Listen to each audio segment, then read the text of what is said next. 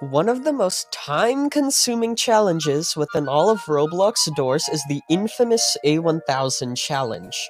Requiring around 2 hours of non-stop gameplay, A-1000 tests your skills and endurance in the room's sublevel, which contains threats harder than what is typically encountered in the normal game.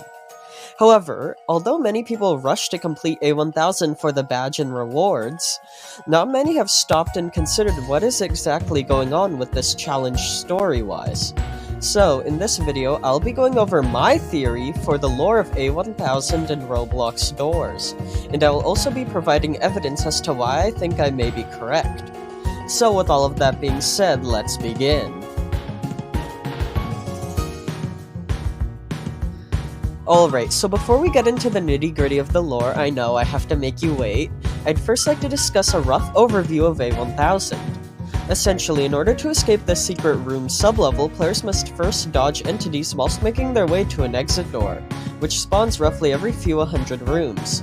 In total, it takes around 20 minutes, at least based on my research, to reach the first exit door and escape this sublevel with a shake light in tow. However, the room's sublevel doesn't just extend to the first exit door you encounter, but instead it goes on for 1,000 rooms in total. The most dedicated players who trek through all 1,000 of these rooms will obtain an exclusive badge, as well as the Barrel of Starlight, an item which gives you godlike powers. Now, based on that description, it doesn't appear that there's too much lore with this challenge, but that is where I didn't include the most important aspect in my explanation, that being Curious Light. Now, for those who don't know, Curious Light is the character you meet every time you die in this sublevel, and you're going to die a lot of times, so you'll get pretty familiar with this guy. They work similar to Guiding Light in the hotel, except they are way less helpful. You see, unlike Guiding Light, who actually provides useful information about the threats you face, Curious Light will simply encourage or mock you, very rarely giving out information about the entities you are dealing with. This actually seems like an intentional trait of the character, given how in one of their dialogue lines, they specifically state how they don't usually give out hints, which implies that they are able to but they just don't, which is kind of rude. Now, eagle-eyed players would notice that this trait of Curious Light contradicts their motives, as despite not helping us too much, they're practically begging us to come back and try to complete the rooms every time we die. This in and of itself is strange, but what's stranger is that it doesn't make any sense at all given the character's abilities.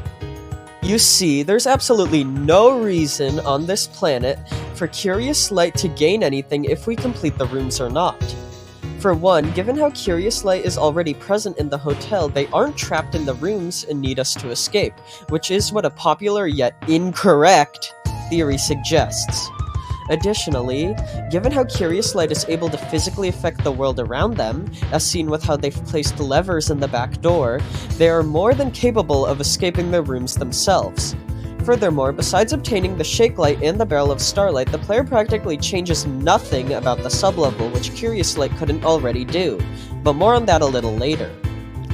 So, as we have discussed, Curious Light's behavior contradicts itself as they refuse to help us despite being completely able to and wanting us to succeed.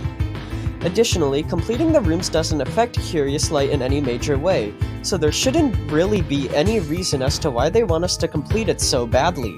It is obvious something deeper is going on here, and although at first I was stuck on why these contradictions were taking place, I think I may have figured it out. You see, I believe that completing the rooms doesn't have any physical benefits for Curious Light, but rather it is a test for them to see our skills in action. Now, if the rooms were a skill test, it would explain all of the questions we had about Curious Light, which is pretty convenient. It would make sense why they don't tell us anything, as we have to figure it out ourselves to prove ourselves during the test. And it would make sense why Curious Light doesn't benefit from it, as well as why they want us to complete the sublevel so badly, as they simply just want to observe our skills. Additionally, this point seems further proven by the backdoor sublevel, which is another area of the game which not only canonically takes place after the player accesses the rooms, and Curious Light is also present here. In the back door, Curious Light is noticeably a lot more helpful and compliant than they were in the rooms.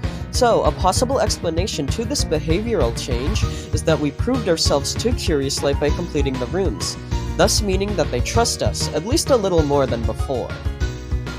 This could mean that the Shake Light, as well as the Barrel of Starlight, arguably some of the most powerful items in the game, act somewhat as rewards for completing Curious Light's trials, with the latter being the reward for making your way through the entirety of the rooms rather than just to the first exit door. Now, as to why Curious Light would be testing us, I really don't have any idea. That is something which needs a lot more evidence to answer. However, the idea that the room's sublevel is a skill test for this character to observe us seems very prevalent within the game.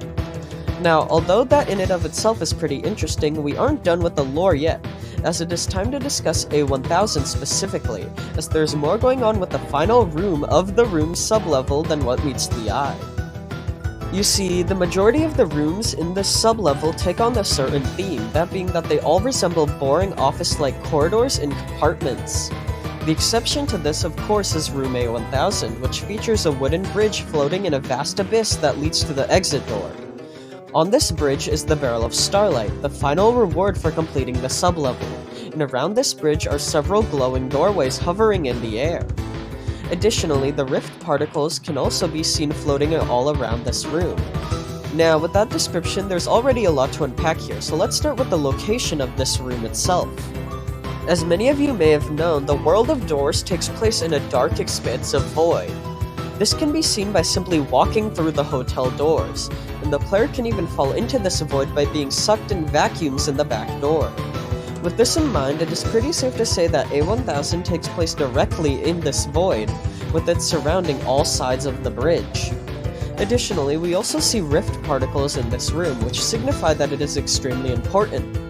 You see, we know that the rifts are heavily intertwined with the light characters, and typically whenever their particles appear anywhere else, such as at the room's barrier, those places are also connected to the light characters.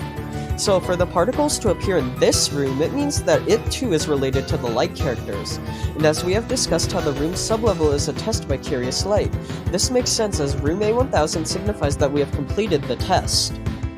Now, one other important thing about this room are the floating doorways which surround the bridge, and I don't really have a good explanation for these. Yeah, sorry about that. It's obvious that these doorways have to lead to somewhere, but I'm not exactly sure where. One popular theory I've seen is maybe they lead to other locations within the game, such as other sublevels we have yet to see, but I'm not entirely sure. I'd love to hear your theories about these doorways in the comments, so let me know down there when you finish this video.